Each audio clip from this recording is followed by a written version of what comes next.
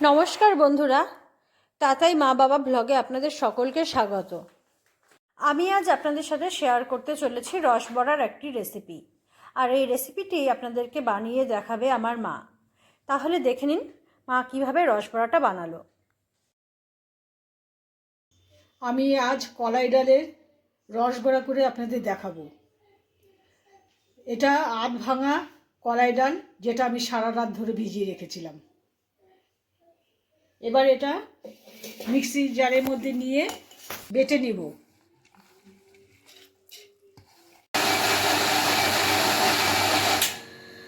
সামান্য জল দিয়ে আমি এই ডালটাকে পেস্ট করে নিলাম।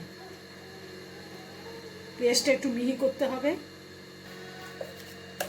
আমি একটা পাত্রের মধ্যে পেস্টটাকে ঢেলে নিলাম। এই পেস্টটাকে খুব ভালো করে ফেটিয়ে নিতে হবে। আমি মিশ্রণটার মধ্যে সামান্য লবণ দিয়ে দিলাম। লবণ দিলে যে কোনো মিষ্টি জিনিসের স্বাদ আসে। এইভাবে আমি 10 মিনিট ডালটাকে ফেটিয়ে নিব।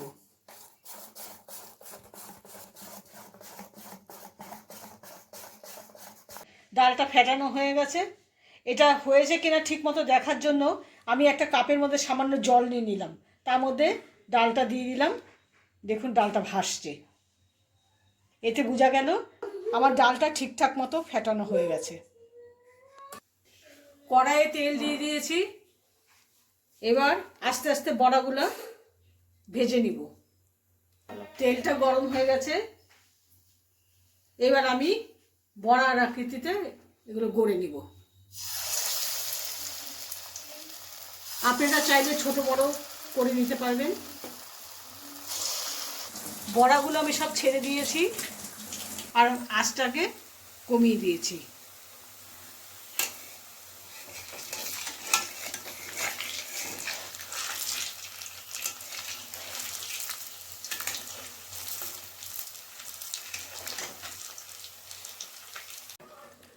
আমার বড়াগুলো ভাজা হয়ে গেছে। এবার আমি একটা পাত্রে তুলে নিচ্ছি। এই একই রকমভাবে অন্য বড়াগুলো আমি ভেজে নিব। ভেজে ফিরে আসছি আপনাদের সামনে। বড়াগুলো সব ভেজে নিয়েছি। শিরা তৈরি করার জন্য কড়াইয়ের মধ্যে দিয়ে দেওয়া হয়েছে 2 বাটি চিনি আর 2 বাটি জল। এবার আমি চিনিটাকে গলিয়ে নিব জলের সাথে।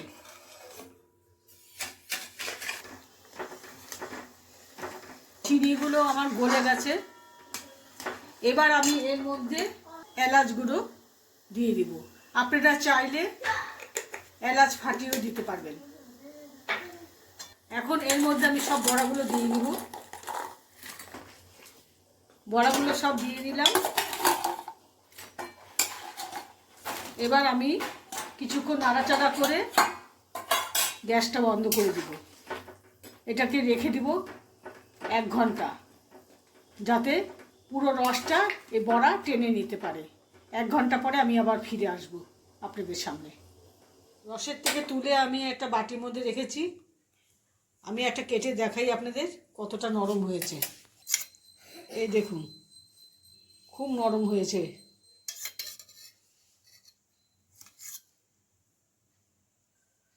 তাহলে বন্ধুরা, আপনারা দেখে নিলেন আজকে কিভাবে এত সহজ পদ্ধতিতে মা কলাই ডালের রসবড়া বানিয়ে দেখালো। আপনাদেরও যদি এই পদ্ধতিটা ভালো লেগে থাকে তবে আমি বলবো আপনারাও অবশ্যই বাড়িতে একবার হলেও বানিয়ে দেখুন, ভালো লাগবে। আর এটা কিন্তু খেতে খুব সুস্বাদু হয়েছে। আমার আজকের এই রেসিপিটি আপনাদের কেমন লাগলো তা অবশ্যই আমাকে কমেন্ট করে জানাবেন। আর ভালো লাগলে আমার চ্যানেলটিকে সাবস্ক্রাইব করে আমার পাশে থাকবেন। আজকের মতন আমি আমার ভিডিওটি এখানেই শেষ করছি। ধন্যবাদ।